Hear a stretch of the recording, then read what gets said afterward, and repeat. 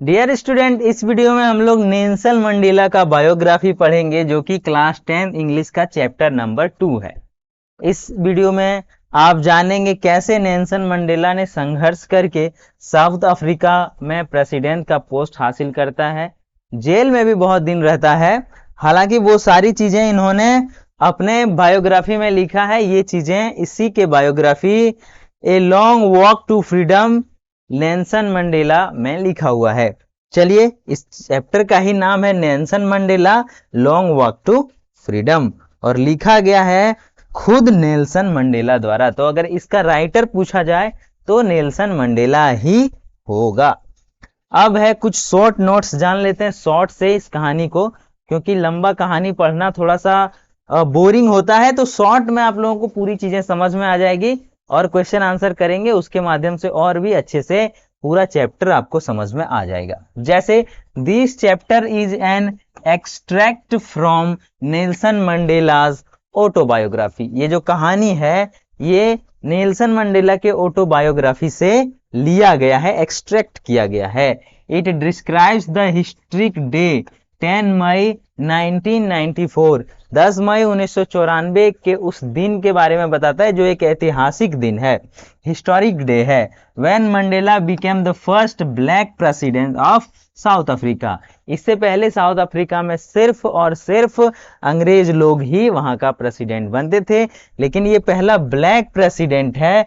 उस समय वहां पे बहुत ज्यादा रेसिज्म था, ठीक है, हाँ, काले लोगों का कोई वैल्यू नहीं था। लेकिन जब नेल्सन मंडेला फ्रीडम फाइटिंग करने के बाद प्रेसिडेंट बना तो उसके बाद से काले गोरे का भेद नहीं वाला सिस्टम लागू हो गया। When Mandela become the first black president of south Africa, उस समय से वो सारी चीजें होने लगी। He talks about freedom, equality, courage and the sacrifices made by many people. उन्होंने बहुत सारी चीजें आजादी के बारे में कहा, समानता के बारे में कहा, साहस के बारे में, मतलब वो भाषण दे रहे थे उस दिन 10 मई 1994 को जब वह शपथ ग्रहण करने वाले थे प्रेसिडेंट का, राष्ट्रपति का। उस समय ये भाषण दिए और उस भाषण में उन्होंने कहा आजादी के बारे में, समानता के बारे में और साहस के बारे में। और जो फ्रीडम फाइटर या फिर उस वहां के आसपास के लोगों के द्वारा जिन्होंने संघर्ष किया है, जिन्होंने सैक्रिफाइसेस किया, बलिदान किया अपने देश के प्रति, ताकि पूरे देश में समानता आ सके, स्वतंत्रता आ सके, ये सारी चीजें लिखे हैं नेल्सन मंडेला ने अपने ऑटोबायोग्राफी में। अब है कि कैरेक्टर्स कौन कौन थे इंपॉर्टेंट। तो पहला तो नेल्सन मंडेला खुद थे। नेल्सन मंडेला एक ब्रेव लीडर थे, फ्रीडम फाइटर थे, बहुत साहसी नेता था, क्रांतिकारी था आजादी के लिए, और फर्स्ट ब्लैक प्रेसिडेंट था। यानी कि पहला क्या था, तो पहला ये काले रंग का एक राष्ट्रपति था, ठीक है, हाँ, ये था मेन कैरेक्टर्स। दूसरा जो मेन कैरेक्टर्स के बारे में अगर कुछ पूछ सकता है तो वो है आपका freedom fighters, people who struggle against apartheid, मतलब पुराने सिस्टम, जो पुराना जमाना में चला आ रहा था, जो सिस्टम था राजकाज का, उसके खिलाफ जो संघर्ष किया उनके बारे में। वर्ल्ड लीडर्स के बारे में जानना है इसमें। वर्ल्ड लीडर्स कौन थे, तो विटनेसेस द हिस्टोरिक सेरेमनी, बहुत सारे वर्ल्ड लीडर भी बताया गया है इस कहानी में, जो कि जब शपथ ग्रहण समारोह हो रहा था, शपथ ग्रहण समारोह नेल्सन मंडेला का, तो वहां बहुत दूर दूर से नेता लोग आए हुए थे, उन सारी चीजों के बारे में। Freedom means equal right for all. Freedom का मीन्स क्या बोला कि इक्वल राइट्स फॉर ऑल, सभी के लिए बराबर की हक रहेगा। Courage is victory over fear, और करेज किसे कहते हैं, करेज मतलब साहस, तो डर पर विजय प्राप्त करना ही साहस कहलाता है। अगर आपको कोई चीज से डर लग रहा हो तो उस पे अगर विजय प्राप्त कर लेते हैं तो वही चीज करेज कहलाता है। अब है इस कहानी का इंपॉर्टेंट थीम्स क्या क्या है, तो फ्रीडम एंड इक्वालिटी इसका थीम है, ठीक है। करेज एंड सेक्रीफाइस, करेज मतलब साहस और सेक्रीफाइस मतलब बलिदान होता है, तो आपका साहस और बलिदान के बारे में भी इसमें बताया गया है। और एंड ऑफ रेसिज्म, यहाँ पे रेसिज्म का एंड हो गया कि काला आदमी को कहीं भाग नहीं ले सकता है, सिर्फ गोरा आदमी भाग ले सकता है। पहले बहुत ज्यादा जातिवाद होता था, वो जातिवाद का खत्म हो गया था इस समय से।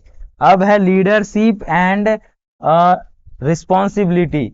यहाँ से जब नेल्सन मंडेला राष्ट्रपति बनते हैं तो एक नेता लीडरशिप ने जन्म लेता है और उत्तरदायित्व रिस्पॉन्सिबिलिटी कि देश को कैसे रखना है, अच्छा करना है, अच्छा से चलाना है। और आगे एक और थीम है होप फॉर न्यू नेशन। और जब राष्ट्र में कुरीतियां बढ़ जाए तो एक नए राष्ट्र बनाने की आशा लोगों में होती है, और नेल्सन मंडेला ने यह करके दिखाया था। तो ये सारी चीजें इस कहानी का थीम है। आगे है character sketch of Nelson Mandela, जो कि हमेशा एग्जाम में पूछा जाता है ज्यादातर। ये कैसे लोग थे, इसका कैरेक्टर कैसा था, ये इसका व्यक्तित्व कैसा था। तो ब्रेव एंड फेयरलेस, ये कैसा नेता था, तो ब्रेव था, बहादुर था, और फियरलेस मतलब निर्भीक, मतलब कहीं भी बोलने से डरते नहीं थे, सच्चाई के साथ खड़ा रहने की हिम्मत था, डर इसके अंदर नहीं था। काइंड एंड हम्बल, मतलब ये दयालु थे और हम्बल भी थे, अच्छे नेचर के, जो अच्छे मेल मिलाप वाले नेचर के होते हैं उसे हम्बल कहते हैं, मतलब पोलाइट टाइप का, विनम्र। ग्रेट लीडर, एक महान नेता था। फिर है डिटरमाइंड पर्सनालिटी। डिटरमाइंड पर्सनालिटी मतलब होता है कि हमने ये ठान लिया कि ये करना है तो करना है, ठीक है, तो उसे ही कहते हैं डिटरमाइंड पर्सनालिटी। और आगे है believe in justice. Nelson Mandela justice पर बिलीव करते थे, न्याय पर विश्वास करते थे। और आगे है इंस्पायरेशनल पर्सन थे, मतलब ये किसी को भी इंस्पायर कर सकता है अपने गुणों से, अपने अच्छे गुण जो इनके अंदर थे उससे कोई भी क्या इंस्पिरेशन ले सकते हैं। तो ये सारी चीजें, ये सारा गुण था नेल्सन मंडेला के अंदर।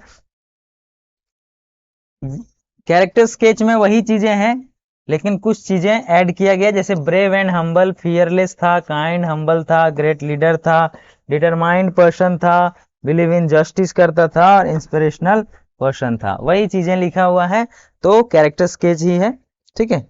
आगे हम लोग देखेंगे तो important question answer Nelson Mandela के इस चैप्टर से देखेंगे।